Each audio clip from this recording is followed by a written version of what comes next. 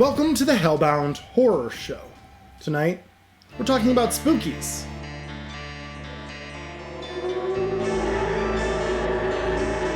Spookies is one of those rare films where the history behind the project is arguably more interesting than the final product itself. It's the quintessential embodiment of a war between creative forces and business and money. And you can see these two sides fight throughout the whole runtime of the film. It almost feels like two separate projects are Frankensteined together to create a tonal and visual mess of a film. Before diving into the history of Spookies, I want to briefly go over the synopsis of the film for anyone who isn't familiar with the project. So there's basically two plots going on in Spookies at the same time, and they barely connect together. I mean, barely. Your first plot revolves around a young boy, a cat creature, and an old man with his dead but young and beautiful bride. The second plot is about a group of friends isolated in a mansion where evil creatures and monsters begin to pick them off one by one. We're going to focus on each story and plot one at a time. And then we're going to talk about how they loosely tie together. First, let's start off with a group of friends. They drive along in two separate vehicles, and we get to understand their basic character traits. We have the punk, hot-headed guy and his voluptuous, tough girlfriend. We have this whipped guy who suffers allergies and his controlling foreign girlfriend. We have an older man and a younger girlfriend, the weird, funny comic relief guy, and then this other lady. While driving, a tree branch falls in the middle of the road, and they have to take refuge in an old mansion. Inside, they discover a strange occult Ouija board and this Evil Dead-inspired plancha. Speaking of the Evil Dead, these segments feel like straight rip-offs at times. This one girl gets possessed, just like in the Evil Dead, and we see the supernatural at work. The gang splits up, and one guy runs outside. I actually forgot to mention this character earlier, because I kind of forgot about him. That's how forgettable he is, okay? Well, this forgettable character gets sucked into a grave, and everyone realizes that they are in serious trouble. They run throughout the house and run into many different monsters while the possessed girl basically runs the whole show. We get farting muckmen in the basement who die when they touch wine. Oh, those sour grapes. Must have been a bad year. We get Ray Harryhausen-like slug creatures. We get this tentacle monster with an exposed beating heart. We get the Grim Reaper who explodes when he's dropped from large heights. We get a mysterious Asian woman who turns into a spider who sucks men dry. And no, not sexually. It's a ton of creatures and the effects are really great. No one is gonna say that they're the pinnacle of special effects in the 80s, but I don't think anyone's ever gonna complain about them. I love them, and I think they're the highlight of the film. You can tell these segments are cut to pieces, and the editing just seems off. You can tell it's campy, and it seemed to be made with a ton of passion and fun. These parts honestly remind me a little bit of Beetlejuice. The effects are whimsical, and at the very end, the last remaining couple age rapidly as they try to vanquish the evil. I'll dive into the backstory behind those plot segments a little bit later, but first, let's talk about the other plot points of the film. The second unique plot point going on starts with this birthday boy who ran away from home because his family forgot it was his birthday. We get nice mood lighting, and it's well framed for the most part. We meet the cat guy who stalks around. The cat guy belongs to this old German man with a pulsing vein in his head. The old man wants his bride to be resurrected.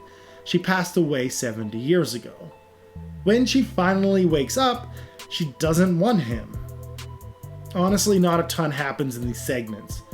We get the old guy having a ton of internal dialogue and talking about how the people in the house are his pawns, but there's not much outside of that. The birthday boy also gets mauled by the cat creature and is buried alive, so, there's that.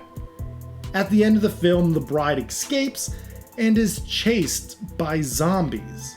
I hear you thinking, do these two plot points actually merge into one film?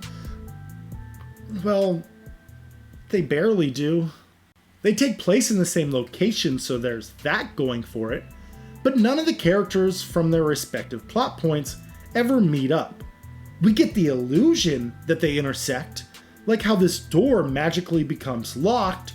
It's shown that the cat character is holding the door shut. Wow, that's riveting and unnecessary. Apparently, the old guy is controlling what happens in the house like a chess game, but it's very loose to say the least. The old guy will comment from time to time regarding the other story, but it just feels lazy. Why is the film like this? Well, to get that answer, we're gonna have to start at the very beginning. Vipco!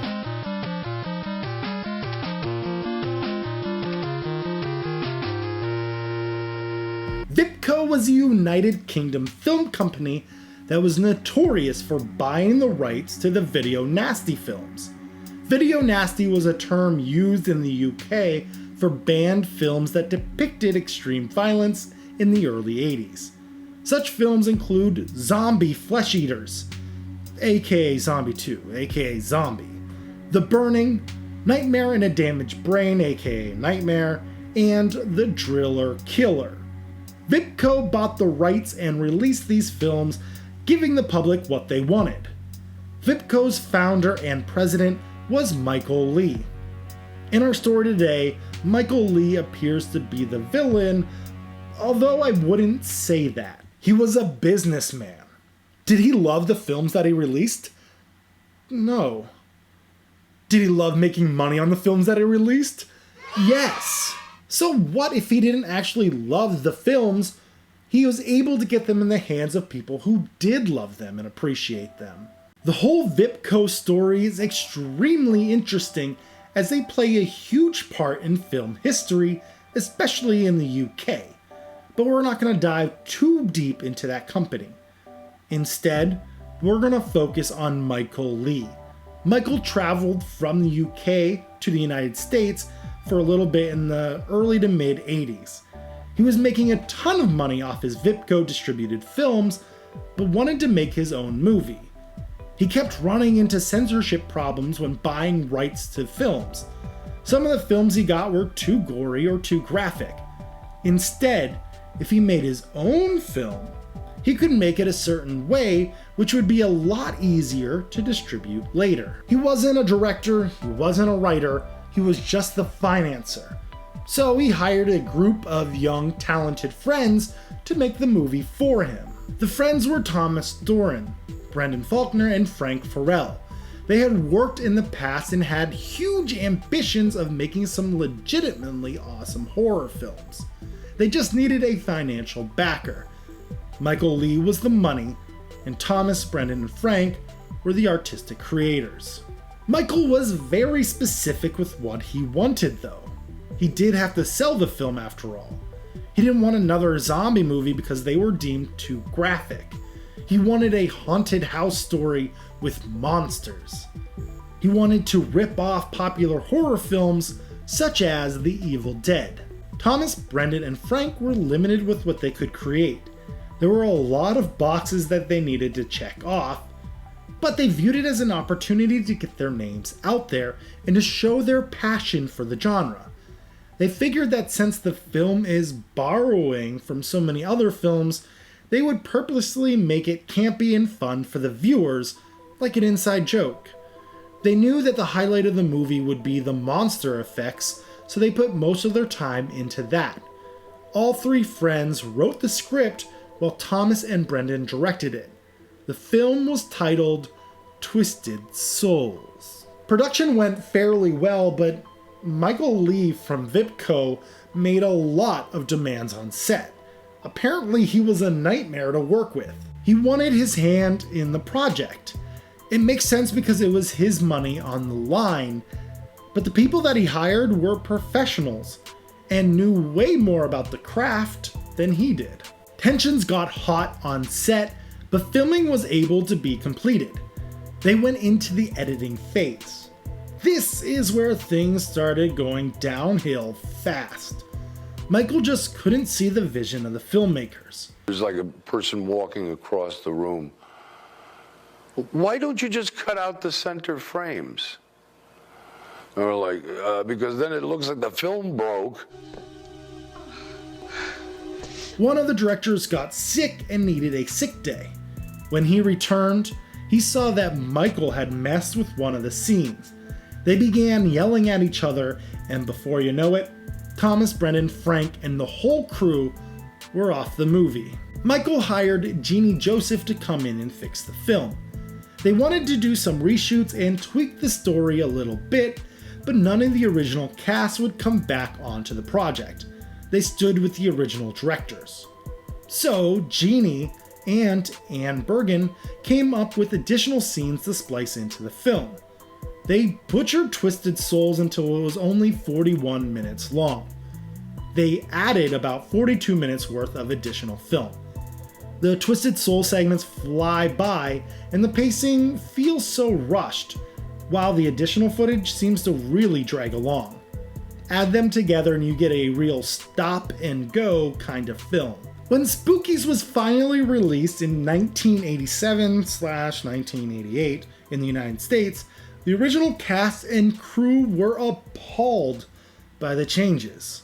Not only was their passion project ripped to shreds, but whatever footage remained was completely destroyed. The Muckmen farting? What a joke, right? Oh, I'd be so mad. Director Brendan states in a later interview that not a single shot was edited together the way that it was intended to be edited together. It really put a tarnish on his career. Because if you look at Spookies, it looks like he can't put a scene together, but that's not really fair to him. Spookies was not what the crew wanted it to be, and it really hurt their careers. But to be fair, it wasn't what Michael Lee had envisioned either.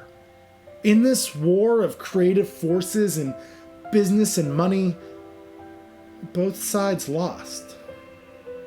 Spookies is such an interesting cautionary tale. There is so much talent behind the project from both sides of the war. But in the end, it's the consumers who lost.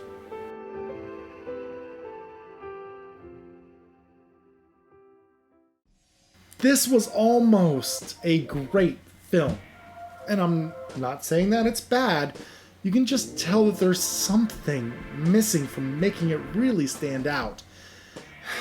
And it's a shame because it's a fun film that doesn't take itself too seriously. It's a perfect film to have on at the background of a Halloween party. The visuals are just amazing. And if I had to rate Spookies, I would rate it 5 farting muckmen out of 10. Thank you so much for watching. Stay healthy, stay safe, and take care. Ooh, look at me, I'm Duke the Horny Ghost.